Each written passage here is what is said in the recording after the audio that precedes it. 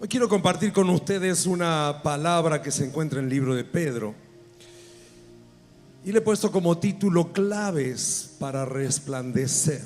Usted recuerde que la palabra que nos dio el Señor para este año es que las tinieblas cubrirían la tierra, pero que sobre la iglesia, sobre los hijos de Dios, resplandecería el Señor, para que nuestra vida sea distinta, no sea absorbida por las tinieblas. Cuando hablamos de tinieblas, hablamos de maldad, de ignorancia, hablamos de indiferencia, de corrupción, de apatía, en fin, todo lo que tenga que ver con sumergir a las personas en un nivel distinto al que Dios lo pensó. Así que nosotros somos llamados a resplandecer en medio de las tinieblas. Yo quiero tomar al apóstol Pedro, porque si usted ha leído la Biblia, Pedro era un simple jornalero, un pescador. Cuando en una ocasión él se enfrentó a los líderes religiosos, ellos lo describieron como un hombre sin estudio, vulgar, un hombre que no tenía ninguna educación formal, un hombre del vulgo. Y Pedro tuvo un encuentro con Jesús. Si usted recuerda, fue en una noche que él no pescó nada y que Jesús se acerca a donde estaba él y le pide permiso para subir a su barca. Pedro le permite subir y desde la barca Jesús le predica a una multitud que estaba en la orilla. Y luego Jesús lo mira y le dice: Pedro, dirigí tu barco, tu bote, un mar adentro y echa la red. Y Pedro le dice: toda la noche hemos estado intentando y no hemos sacado nada, pero lo voy a hacer en tu nombre, en tu palabra. Y entonces cuando lo hace, dice la Biblia que hubo una pesca que fue milagrosa, porque se llenó la red y tuvieron que venir los compañeros a ayudarle. Y Pedro, al ver esa señal, él tiene una convicción y dice que cae de rodilla porque no se sentía indigno y le dice: apártate de mí, Señor, porque soy un hombre pecador. Y se le dice: yo no estoy a la altura de quién sos vos. Él, como judío, sabía que venía el Mesías. Y se da cuenta que es Jesús y dice: yo no estoy preparado para enfrentarme o para estar con él, apártate de mí. Sin embargo, Jesús le dice: Pedro, olvídate de eso, deja todo y seguime. Y a mí me impresiona cómo Pedro lo hace, porque en ese momento se había llenado los bolsillos de dinero. Esos peces los vendía y era recursos. Si usted ha visto la serie de Chosen, lo presentan como que estaba desesperado y que lo andaba ahí Mateo persiguiéndolo, ¿verdad?, para cobrar los impuestos. Entonces la oportunidad de su vida de ponerse bien, de avanzar en la vida, porque tenía una pesca milagrosa. Es más, por allí, si hubiera sido argentino, le decía: Señor, venite conmigo una vez a la semana y seamos socios. Sin embargo, él, que no se sentía indigno, reacciona al llamado que Dios le hace. Y luego en su caminar con el Señor, él lo sigue. Usted sabe que deja las redes, lo sigue. Y luego lo vemos a Pedro discutiendo con los estudiosos de la ley, obrando milagros, siendo transformado. Y para mí la frutilla del postre que muestra la transformación de este hombre, que lo hace resplandecer, porque hasta el día de hoy estamos hablando de un simple pescador y por muchos años y siglos se ha hablado de Pedro y se seguirá hablando hasta que venga Jesús. Sé que él está resplandeciendo con su vida, con su mensaje, con lo que quedó escrito de él. Y él escribe cartas, una carta que para nada me hace pensar que él es una persona sin letras e ignorante. Para nada. Usa palabras difíciles. Y es él el que escribe. Bueno, creo que tiene un ayudante, pero es él el que dicta. Entonces, en un momento, Pedro en su segunda carta escribe algo que yo quiero usarlo para explicar cómo fue que eso ocurrió. En segunda de Pedro, capítulo 1, vamos a ver, fíjese cómo escribe él. Verso 11, del 3 al 11, vamos a leer. Segunda de Pedro 1, 3 al 11. Usted lo tiene allí, no, si tiene buena vista lo ve, y si no, encienda la suya, su Biblia. Dice: como todas las cosas que pertenecen a la vida y a la piedad nos han sido dadas por su divino poder, mediante el conocimiento de aquel que nos llamó por su gloria y excelencia, por medio de las cuales nos ha dado preciosas y grandísimas promesas, para que por ellas llegaseis a ser participantes de la naturaleza divina, habiendo huido de la corrupción que hay en el mundo a causa de la concupiscencia. Vosotros también, poniendo toda diligencia por esto mismo, añadid a vuestra fe virtud, a la virtud conocimiento, al conocimiento dominio propio, al dominio propio paciencia, a la paciencia piedad, a la piedad afecto fraternal, y al afecto fraternal amor. Porque si estas cosas están en vosotros y abundan, no os dejarán estar ociosos ni sin fruto en cuanto al conocimiento de nuestro Señor Jesucristo. Pero el que no tiene estas cosas tiene la vista muy corta, es ciego, habiendo olvidado la purificación de sus antiguos pecados. Por lo cual, hermanos, tanto más procurad hacer firme vuestra vocación y elección, porque haciendo estas cosas no caeréis jamás. Porque de esta manera os será otorgada amplia y generosa entrada en el reino eterno de nuestro Señor y Salvador Jesucristo. Amén. No habla, lo que él escribe es muy profundo, lo que él nos está contando es muy revelador, muy poderoso. Fíjese que él comienza diciendo que todo lo que necesitamos para la vida y para la devoción a Dios, piedad usa la palabra, quiere decir el amor a Dios y la relación que tengamos con Dios, todo lo que necesitamos, él dice, nos ha sido ya dado por el conocimiento de Jesús. En otras palabras, yo recién te decía que no importa quién gane, nosotros tenemos promesas de que todo lo que necesitamos para esta vida y para la relación con Dios ya nos fue dada por Dios. Y si Dios tiene que mandar un cuervo para llevarte 1 kilo de asado a tu casa, te lo va a llevar. Y si Dios tiene que hacer milagros para honrar la fe de alguien que le cree, lo va a hacer. Y si Dios tiene que abrir, no sé, un río en el desierto, lo va a hacer. ¿Usted puede creer eso? Algunos sí, otros no contestan, están dudando. Pero bueno, está bueno que sea sincero usted. Pero Pedro tenía esa convicción. Él tenía la barca llena de pescados, pero los dejó, y él dice, nunca me ha faltado nada, y no le faltó nunca nada. Y eso que él mantenía a la suegra, ¿no? Y la suegra comía mucho, aparentemente.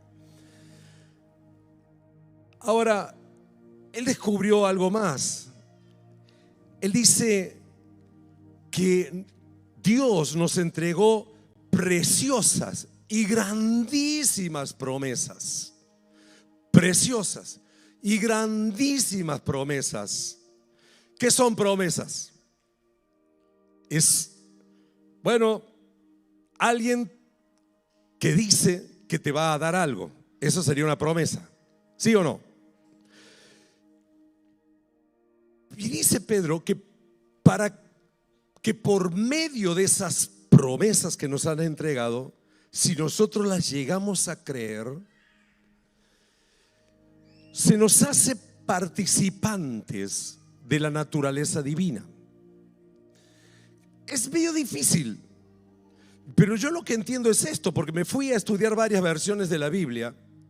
¿Qué significa esto ser participante? Y en realidad la palabra que él usa también puede traducirse con una palabra más difícil todavía, que es consubstanciales. Significa que sin perder lo que vos sos, se te da otra sustancia. Y eso ocurre cuando el Espíritu de Dios viene a nuestras vidas. Y entonces nosotros podemos ser manifestadores de quien vive en nosotros. Podemos ser personas que Dios use para manifestar su glorioso Espíritu. Por eso es que nosotros oramos por milagros y ocurren milagros, no por nosotros, sino porque estamos consubstanciados con la naturaleza divina. Pude hacerme explicar. ¿Por qué Jesús pudo multiplicar los panes y los peces? Porque Él es creativo, porque estaba operando en Él la sustancia de Dios, la gloria de Dios estaba operando.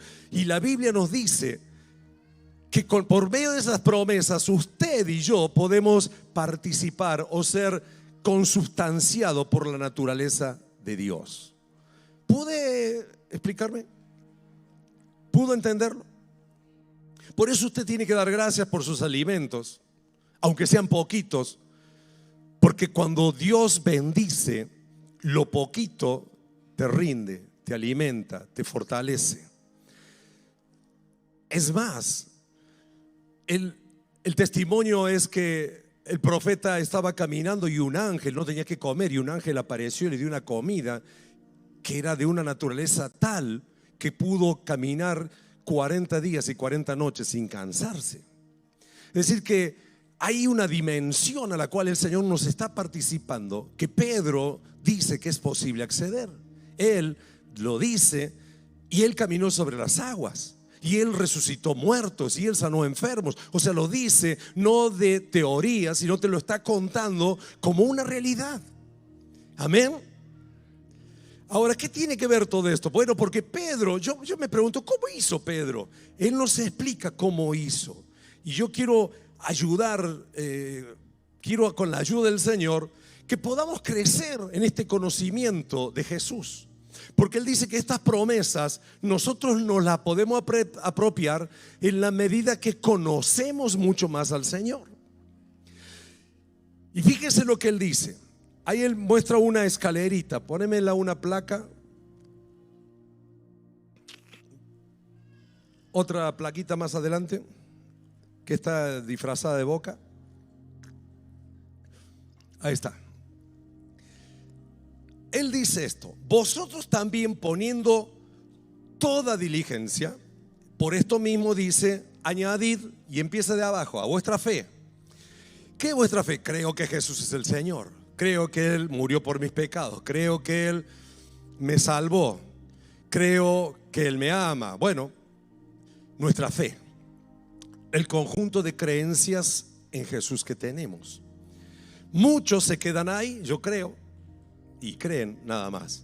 Pero Él empieza, dice, Él da el consejo que para ser transformado, para poder participar en la naturaleza divina, para poder conocer mejor a Jesús, no nos podemos quedar con solamente nuestra fe inicial, sino que dice que hay que añadirle alguna serie de cosas, cualidades. Y habla de virtud, conocimiento, dominio propio, paciencia, piedad, afecto fraternal y amor. Yo quisiera decirles que conozco gente que se queda simplemente en el primer escalón, con la fe. No se preocupan por añadir nada a su fe. Y la fe es un regalo que Dios les ha dado, pero la fe se tiene que desarrollar, la fe tiene que crecer. Y para que la fe crezca, pues hay todo un combo maravilloso que Dios nos pide. Lo primero que dice que hay que poner toda diligencia. Poneme la otra plaquita. O sea, no es opcional, es indispensable, es intencional y lleva esfuerzo. Imagínense que ustedes a Pedro, cuando él se encuentra con Jesús y le dice seguime, y Pedro le dice bueno, sí, ya te voy a seguir. No, dejó en el acto hubo un esfuerzo, no midió costo. Él encontró a Jesús y lo siguió. Y yo quiero animarte, querido hermano, si has tenido una experiencia de creer, ya es gran cosa que creas. No todos pueden creer. Si vos crees es porque Dios te ha abierto el corazón, te ha regalado fe. Pero no te quedes con eso. Ahí dice que hay que poner diligencia, es decir, una actitud de crecer. Y él dice, lo primero que hay que hacer es virtud. Hay que añadirle a nuestra fe, a lo que creemos, virtud. Ahora, esa virtud, a lo largo de los años, las palabras pueden ir cambiando de significado. Yo leí que virtud es como, por ejemplo, uno virtuoso del fútbol es alguien que tiene una condición innata, que nació con él para jugar al fútbol. Pero hay gente que no es virtuosa, pero que tiene virtud porque practica y desarrolla la capacidad de mejorar. Entonces, esa palabra virtud es una palabra griega, arete. ¿Cómo arete? Si cuando usted ve un arete, dígale, vos sos un virtuoso. Que se traduce como excelencia personal. Es acción, no es un sustantivo, es acción, un verbo. La virtud es dar lo mejor de sí mismo a lo largo de la vida. ¿Qué es la virtud? Dar lo mejor de sí mismo a lo largo de la vida. Es un esfuerzo continuo para vivir a la altura de lo que creo. Por eso dice añadir a lo que crees virtud. En otras palabras, practica lo que crees. Si vos crees que Jesús es el Señor, hacelo Señor de tu vida. Si vos crees que Jesús merece la gloria, pues practica darle la gloria no solo de palabras, sino con tus hechos. Si vos crees todo lo que vos creas, fíjate si lo estás practicando. Eso significa, no, el Señor merece la honra. Y algunos llegan media hora después a la reunión. Para mí venir a la reunión es una cita con el Señor. Lo vengo a honrar. Esa es mi actitud. Pues no puedo llegar tarde, no quiero llegar tarde, porque también, aunque no me importa lo que usted me diga o lo que diga otro, es mi actitud hacia Él de honrarlo. Cuando damos nuestra ofrenda, y creo que tengo que honrar a Dios con la ofrenda, lo creo, la actitud mía, la excelencia, el arete, la virtud, es que mi corazón tiene que estar allí. Lo que nos hablaron recién Gustavo y Cristina. Entonces, ¿qué hay que hacer? A lo que creemos, fíjate si lo estás viviendo. Fíjate si todo lo que vos crees de Dios lo estás viviendo. Y si no lo estás viviendo, lo que hay que hacer es añadirle virtud a tu creencia. Si crees, vivilo. ¿Me podés decir a tu vecino eso? Si lo crees, vivilo. Lo que crees, vivilo. Claro, yo sé que no es fácil, por eso dice hay que poner toda diligencia. Hay cosas que creemos que por allí nos cuesta, porque, bueno, justamente se trata de rendirnos y entonces ahí es donde está el esfuerzo. Hacer las cosas excelentes lleva esfuerzo. Hacerlas así nomás es fácil. Mire, yo le envié yo no soy bueno para hacer PowerPoint, en realidad debería contratar a alguien. Si alguien sabe hacer PowerPoint, puedo contratarlo. Porque soy bueno, no soy tan bueno, voy a hablar bien de mí. Pero cuando tengo un pequeño problemita en mi computadora, tengo una raya al medio, así que yo escribo bien por fe, bien. Bien por fe, bien, porque no veo, o sea, está al medio allí. Tengo que correr y a veces no lo hago.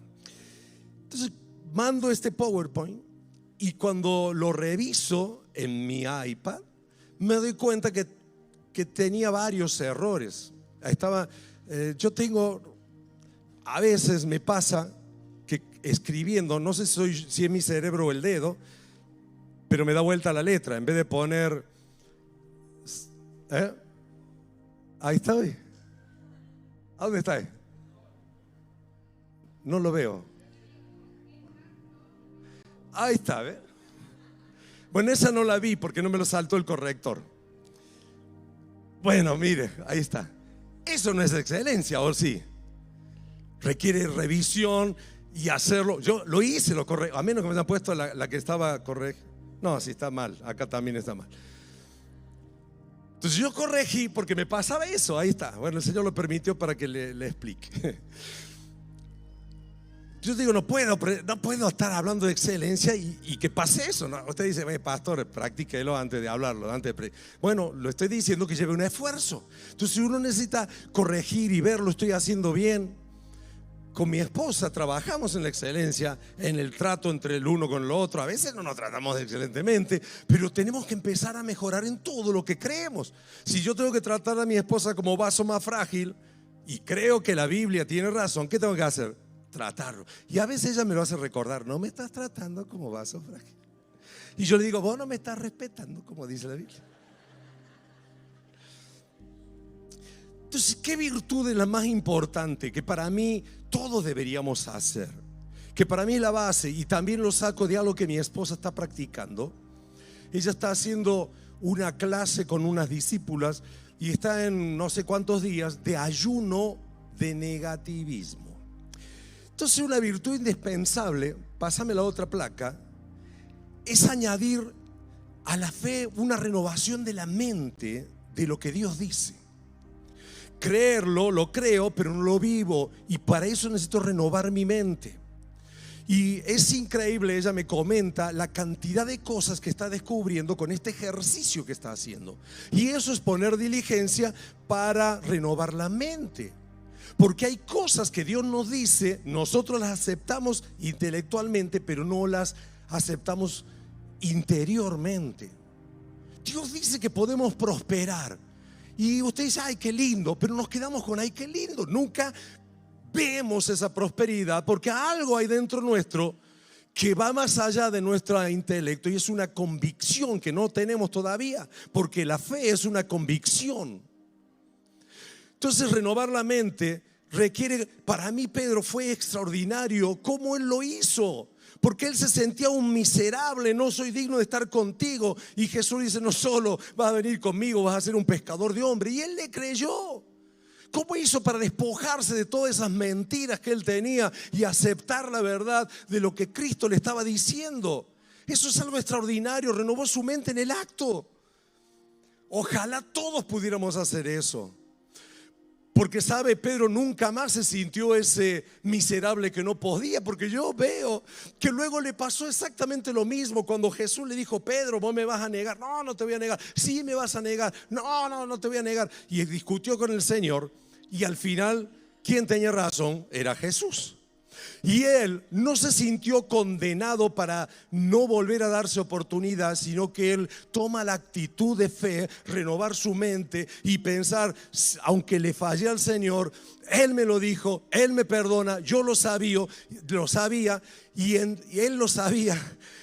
Y entonces toma una actitud de volver al Señor, cosa que muchos cristianos, recién escuchaba Micaela que decía que muchos se sienten indignos, que vienen acá pero para recibir condenación. No, Dios no nos llama para condenarnos, nos llama para cambiarnos, transformarnos y bendecir nuestras vidas.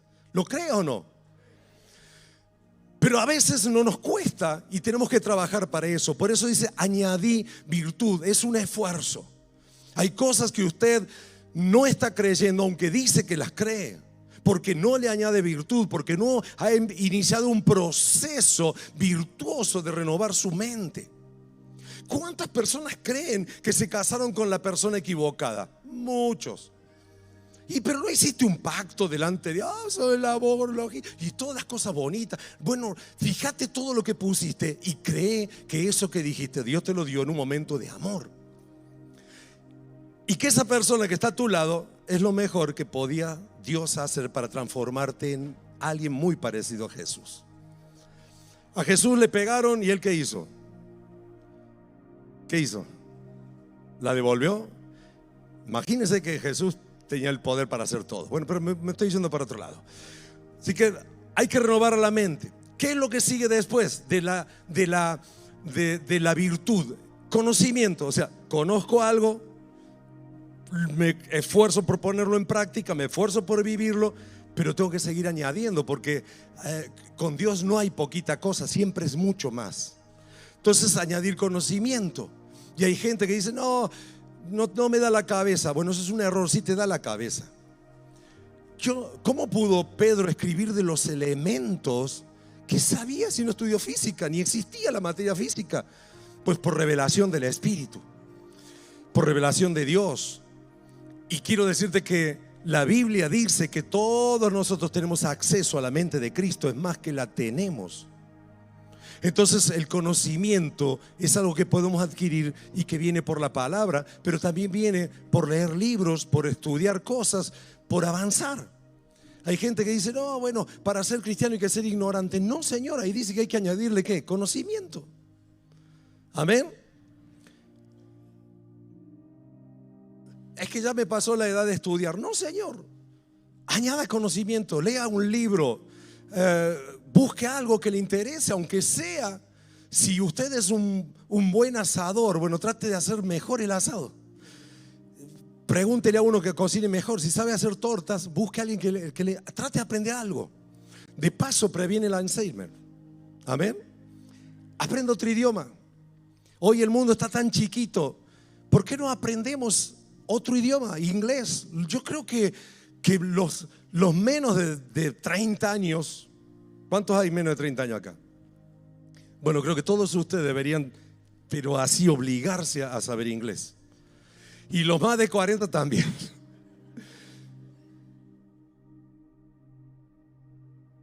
Y que no entiendo nada, y justamente para eso hay que añadir conocimiento. Bueno, sigo. Mire lo que dice acá, que es el conocimiento. El conocimiento viene por un genuino interés de aprender más de Dios, de la vida, de lo que sea. Genuino interés por aprender. Hay gente que ya se jubiló de aprender. No puede ser eso.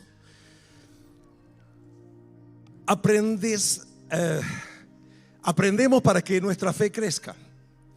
Usted quiere que su fe crezca, dice la Biblia que viene por oír la palabra de Dios. Así que si no te gusta leer la Biblia, estás en problema.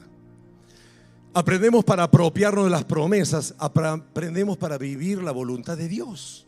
Hay gente que ignora la voluntad de Dios porque se niega a aprender, porque no quiere conocer. Péguele un codazo al de al lado, dígale, espero que vos no seas así. Luego sigue, por favor, la otra placa. Dice dominio propio, fe, virtud, conocimiento, dominio propio. Es interesante, mire, dominio propio significa que tú controlas tus pensamientos, sentimientos y acciones, en lugar de que ellos te controlen a ti. Es que me saqué. Bueno, ese no tiene dominio propio, porque quien tiene dominio propio controla estas cosas. Es manejar el enojo sin herir a nadie. ¿Es difícil o no? Es difícil, ¿no? Es poder parar de jugar o de leer porque sabe que necesitas la cantidad apropiada de tiempo para dormir. Dios quiere que tú puedas controlarte a ti mismo. Amén. Usted vio cuando va a un restaurante fino, te sirven así y te cobran así.